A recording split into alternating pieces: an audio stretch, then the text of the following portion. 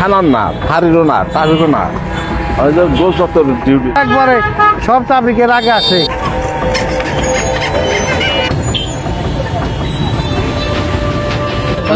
কাজগুলো করে খুব সুন্দর।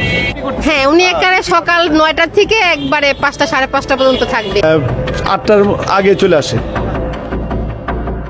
মানিকগঞ্জ শহরে দেখা মিলেছে রহস্যময় এক মহিলা ট্রাফিকের।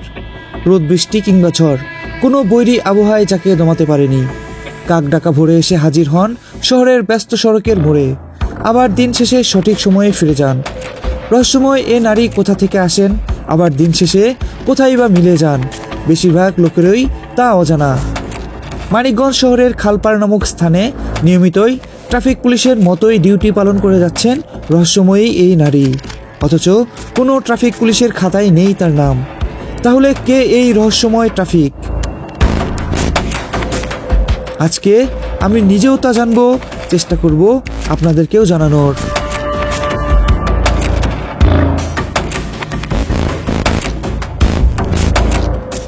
পরনে বাংলাদেশ পুলিশের নেভি ব্লু রঙের পোশাক, মানিকগঞ্জের শহীদ রফিক সড়কের মোড়ে দাঁড়িয়ে দাঁড়িয়ে হাত ইশারা করে সংকেত দিচ্ছেন গাড়ি চালকদের।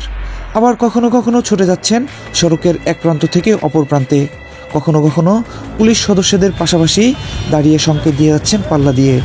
প্রথম দেখাতে যে কেউ ভাববেন একজন দক্ষ ট্রাফিক সদস্য তার ডিউটি পালন করে যাচ্ছেন, অথচ উনি একজন সাধারণ মানুষ। নানা গল্প প্রচলিত আছে ওনাকে নিয়ে।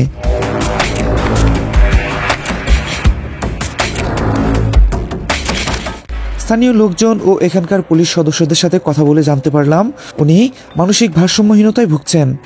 কিন্তু ঠিক কিভাবে তার মানসিক বিকার ঘটেছিল আর কেনই বা তিনি ট্রাফিক সদস্যদের কাজ করে যাচ্ছেন তা যেন কেবলই রহস্য।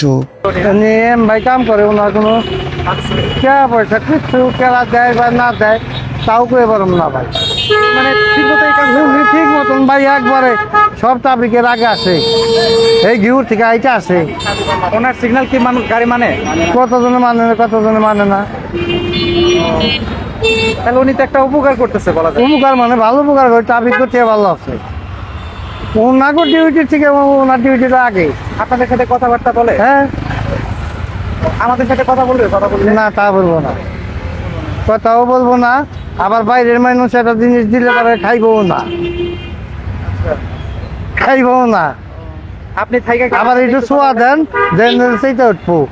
হ্যাঁ, আপনি থাইকা কি আমার সাথে একটু কথা বলে দিতে পারবেন? উনি কথা কইবই না এখানের মধ্যে আসতে। আমি কইলেও আসবো না এর মধ্যে। না, এনাও আমি 2 বছর আইসি না, আমি ট্রাফিক ডিউটি করতে চাই। এলাম জিজ্ঞাসা 2 বছর যাবত ওনাকে দেখতেছেন? হ্যাঁ, মানে ট্রাফিকে দেখতে পারেন? হ্যাঁ হ্যাঁ। উনি কি আসলে পুলিশ সদস্যের কেউ? না না, পুলিশ সদস্য না।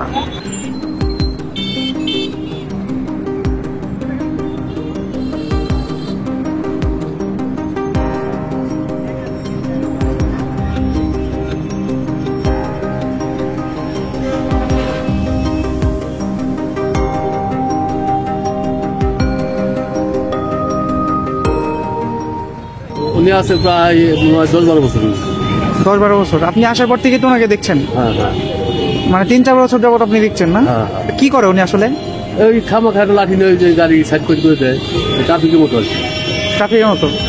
আমরা উনি কি শিখাইছি আসলে কি ট্রাফিক? না, মনে হয় না। আমরা মাসে শিখাইছি করছি না ট্রাফিক না। ট্রাফিক না? আপনারা কি তারপরে প্রথমে ভাবছিলেন ট্রাফিক? হ্যাঁ, প্রথমে ভাবছি ট্রাফিক। পরে উনি কি ট্রাফিক, ওনার সিগন্যাল মানে সবাই? মোটামুটি আর কি। অনেকে মনে করে পাগল, উনি কাজগুলো করে খুব সুন্দর। উনি এবারে যে এখানে অনেকদিন ধরে আছে, তো গাড়ি ঘোড়া যেখানে যানজট তৈরি হয় সেখানে যে উনি যেখানে গাড়ি ঘোড়া ছোটানোর চেষ্টা করে, ওনার সাথে কথা বলে মনে হয় না উনি অতটা মেন্টালি প্রবলেম আছে। সিভিল ড্রেস দিত, পরে সরকার থেকে একটা ড্রেস দেওয়া হয়েছে। মাথার সমস্যা আছে তো, এটা ওনাকে না করলে শুনে না, তাই উনি এইভাবে দিতে থাকে। কেউ মানে না, কিন্তু 8-10 বছর ধরে উনি এখানে এইভাবে আছে। উনি পরিপূর্ণ ডিউটি করতে? হ্যাঁ, উনি একেবারে সকাল 9টা থেকে একবারে 5টা সাড়ে 5টা পর্যন্ত থাকবে, 6টা পর্যন্ত। বেতন দেওয়া হয়? এখন সরকার থেকে হয়তো কিছু ওনাকে দেয়, বেতন ধরে না, মানে খুশি কিছু দেয়। আর থাকি এখানে, মানে ওইভাবে না, এই জায়গাটাই আসে, এই জায়গাটাই ব্রিজটার উপরে, আর না ওই সাইডে ব্রিজের ওই ঢালে, ওই 2টা জায়গায় সে কাজ করে। আমি এই মহিলা সম্বন্ধে যতটুকু জেনেছি, যে মানে একজনের কাছে, জানি না সেটা সত্য কিনা, শুনেছি যে আর হাজবেন্ড নাকি পুলিশ ছিল, মারা গেছেন। মারা যাওয়ার পরে আর মেন্টালিটি একটু প্রবলেম হওয়ার কারণে সে এখানে এসে ট্রাফিক ডিউটি করে স্বেচ্ছায়। সকালবেলা আসে 8টার আগে চলে আসে এবং কি বিকেল 5টা 5:30 না বাজলে কখনো যায় না। সে কারো এক গ্লাস পানিও খায় না। সে খাবারের মধ্যে শুকনা খাবার, চিরা বা মুড়ি এগুলা কিছু একটা নিয়ে আসে, সেই খাবারটা সে দুপুরে খায় এবং কি পানি পর্যন্ত সে বাসা থেকে নিয়ে আসে।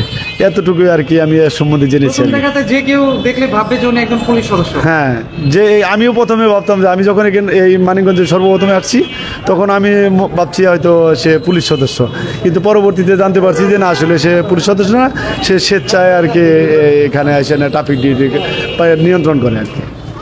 প্রতিদিনই আসে। আপনাদের সাথেও কথা বলে না? না, সে বাবার মতো তার বেশি একটা কথা বলতে দেখি না, খুব কম, দুটো একটা হঠাৎ। সে হাত পা নেড়ে যাচ্ছে। হ্যাঁ, তার মতো সে তো দেখলাম তার সিগন্যাল মানছেও, মানে অনেকে মানতেছে, সে সিগন্যাল যেগুলো দিচ্ছে মানতেছে। সে মানে কখনো মানে জ্যাম লাগলে এখানে ওই গাড়িগুলো সুন্দর করে সরাই দিতেছে। সে আমাদের খুব সহায়তা করে। উনি হলো, ওনার নামটা হচ্ছে লাকি। ঘিউরের ওইদিকে হলো ওনার বাসা। এখন আমরা শুনছি যে ওনার স্বামী রোড অ্যাক্সিডেন্টে মারা গেছে। তারপর থেকে উনি মানসিক ভারসাম্য হারাই ফেলে অনেকটাই, আবার কিছুটা স্বাভাবিকের মতো মনে হয় অনেক সময়। কিন্তু সে প্রতিদিনই ভোর 6টা 6:30টার মধ্যে এখানে আসে, এমনকি বিকেল 5টা 5:30টার দিকে উনি চলে যায়। কিন্তু কোথায় খাওয়া দাওয়া, কোথায় কি, এটা আমরা আজও ওইভাবে জানতে পারি নাই। কারণ এখানে যে খাওয়া দাওয়া করে কি না করে, ডিউটিতেই থাকে। আর সে যতক্ষণ ডিউটিতে করে তখন সে মানে খুবই দৃঢ়তার সাথে ডিউটি করে, মানে এমনকি কম বেশি সবার উপকারও হয়। কোনো কিছু দিতে গেলে উনি নিতে চায় না। এর আগে একবার এক অফিসারই আমার কাছে কিছু টাকা দিছিল, সে টাকাটা দিতে গেছি, উনি একটু নারাজি হয়। পরে ওই ট্রাফিক অফিসারকে আইনে পরে জিনিসটা ওনাকে বুঝাই দিই। উনি অনেক সবাই ভালোবাসে, মানে ওর প্রতি কেউ মানে অখুশি হয় না। বন্ধুরা, লাকি মানসিক বেকারগ্রস্ত হয়েও একজন প্রকৃত দেশপ্রেমিকের কাজ করে যাচ্ছেন, যা কিনা সত্যি প্রশংসার দাবিদার। লাকির এই দেশপ্রেম কিংবা অবুঝ মনের পাগলামি দৃষ্টান্ত হতে পারে আমাদের মতো লাখো সুস্থ মানুষের জন্যে। সর্বোপরি আমি ব্যক্তিগতভাবে স্যালুট জানাই লাকিকে। আসুন আমরা সকলে সম্মিলিত প্রচেষ্টায় এগিয়ে আসি আমাদের দেশের তরে। লাকিকে নিয়ে আপনাদের কোনো মতামত থাকলে কমেন্ট করে জানাবেন। আজকের ভিডিওটি ভালো লাগলে লাইক করবেন এবং চ্যানেলটি সাবস্ক্রাইব করবেন। সবার জন্য অনেক অনেক শুভকামনা জানিয়ে আজকের মতো এখানে বিদায় নিচ্ছি।